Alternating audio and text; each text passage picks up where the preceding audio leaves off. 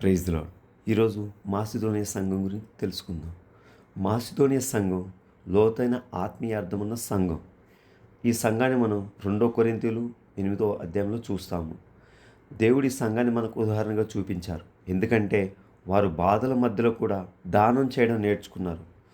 మొదట వారి పరిస్థితి చూసినట్లయితే వారు బహుశ్రమల వలన పరీక్షింపబడగా అత్యధికంగా సంతోషించిరని, వారు నిరుపేదలైనప్పటికీ వారి దాతృత్వం బహుగా విస్తరించెను. అంటే వారు పేదరికంలో ఉన్నా కూడా, వారు ఆర్థికంగా బలహీనంగా ఉన్నప్పటికీ దేవునిపైన ఉన్న ప్రేమ వాళ్ళలో ఆనందాన్ని, దాతృత్వమును కలిగించిందని దాని అర్థం. రెండోదిగా, వారు తమ సామర్థ్యం కొలదియే కాక సామర్థ్యం కంటే ఎక్కువగా తమంతట తామే ఇచ్చిరని దేవుని వాక్యం సెలవిస్తుంది.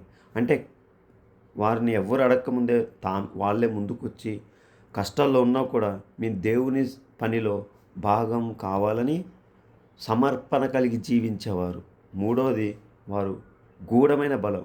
అంటే మొదట ప్రభువునకు దేవుని చిత్తం వలన మాకును తమ్మును తామే అప్పగించుకొనిరి అని. అంటే వారు ముందుగానే దేవునికి అప్పగింపబడి ప్రభువుకు పూర్తిగా అంకితమైన జీవితం జీవించే సంఘం మాసిదోనియ సంఘం. దేవునికి మనం మనసు ఇచ్చినప్పుడు మన చేతులు సహజంగానే తెరవబడతాయి.